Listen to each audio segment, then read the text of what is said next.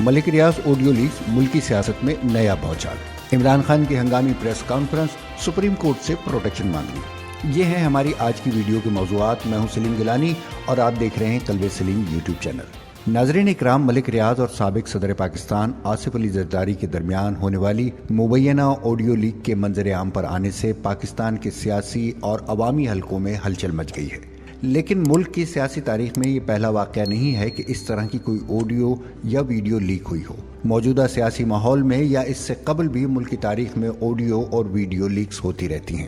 ملک ریاض ایک ہمہ گیر شخصیت ہیں جن کے حیرت انگیز طور پر بیک وقت پاکستان کے موجودہ، سابق اور مستقبل کے ممکنہ حکمرانوں کے ساتھ قریبی تعلقات ہیں۔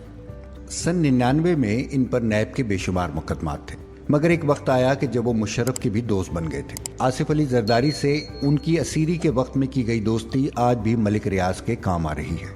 چودھری برادران کا کوئی کام ہو یا تحریک انصاف کے جلسوں کے فنڈ درکار ہوں، چلتی ہوا کا رخ پہچان لینے والے ملک ریاض کبھی پیچھے نہیں رہتے۔ سیاسی حلقوں میں کہا جاتا ہے کہ جب پنجاب میں گورنر راج لگا تو پیپلز پارٹی کے حق میں ملک ریاض نوٹوں کی اٹیچی لے کر گورنر ہاؤس میں موجود تھے، لیکن اس کے باوجود ان کا کمال یہ ہے کہ ان کے مسلم لیگ نون کے میاں برادران سے بھی قریبی تعلقات ہیں۔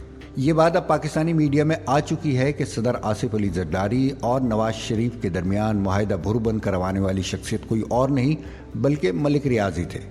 آج اچانک ملک کی سیاست میں اس وقت ہلچل مچ گئی جب ملک ریاض اور آصف علی زرداری کے درمیان ہونے والی ایک مختصر لیکن انتہائی اہم مبینہ آڈیو منظر عام پر آئی۔ اس آڈیو میں کیا گفتگو کی گئی اور کس کے لیے بات ہوئی، پہلے ہم آپ کو یہ آڈیو سنواتے ہیں۔ ہیلو، السلام علیکم سر۔ وعلیکم السلام، خیریت؟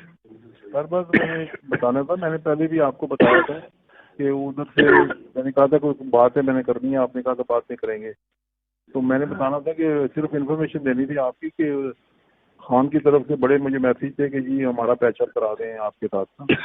آج تو اس نے بہت ہی کیے ہیں مجھے میسیج۔ اب امپاسبل ہے نا؟ نہیں ٹھیک ہے، میں صرف آپ کی نظر میں۔ ناظرین اکرام، ملک کی سیاست میں ملک ریاض کی اچانک انٹری یقیناً بہت اہمیت رکھتی ہے۔ ایسے اہم وقت میں اس آڈیو کو منظر عام پر لایا جانا کہ جب ملک کی سیاسی درجہ حرارت اپنے پورے عروج پر ہے۔ عمران خان کے سیاسی مخالفین کی پوری کوشش ہے کہ جس طرح بھی ممکن ہو عمران خان کی مقبولیت کے گراف کو کم کیا جائے اور ان کے امیج کو نقصان پہنچایا جائے، تاکہ اس وقت وہ جس عوامی حمایت کی انتہاؤں پر ہیں اس میں کمی لائی جا سکے۔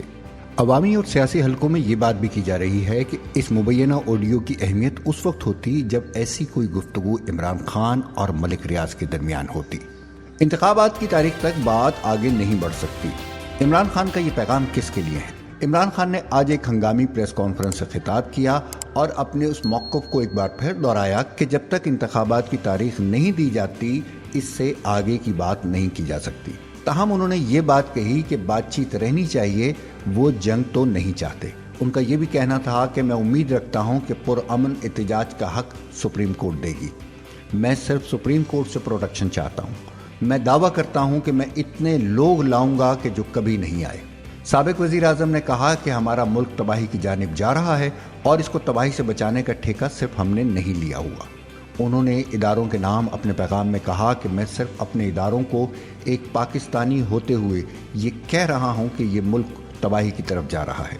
اس ملک کو بچانے کا صرف ہم نے ٹھیکہ نہیں لیا، یہ ساری قوم کی ذمہ داری ہے، یہ اداروں کی ذمہ داری ہے جو یہ سارا تماشا دیکھ رہے ہیں۔ ناظرین اکرام، یاد رہے کہ پی ٹی آئی کے سربراہ نے 25 مئی کو پی ٹی آئی کے لانگ مارچ کے دوران پیش آنے والی صورتحال کے پیش نظر پنجاب اور اسلام آباد کے پولیس افسران کے خلاف ایف آئی آر کٹوانے کا بھی اعلان کیا ہے۔ پریس کانفرنس سے خطاب کرتے ہوئے عمران خان نے کہا کہ وہ جلد سپریم کورٹ میں پٹیشن دائر کریں گے۔ انہوں نے کہا کہ سپریم کورٹ سے پوچھیں گے کہ کیا احتجاج ہمارا حق ہے، ہمیں بتائیں۔ انہوں نے الزام عائد کیا کہ اسلام آباد کے درختوں کو مسلم لیگ نون اور پولیس والوں نے آگ لگائی۔ عمران خان نے کہا کہ میں ایک بار پھر آؤں گا اور پوری تیاری کے ساتھ آؤں گا۔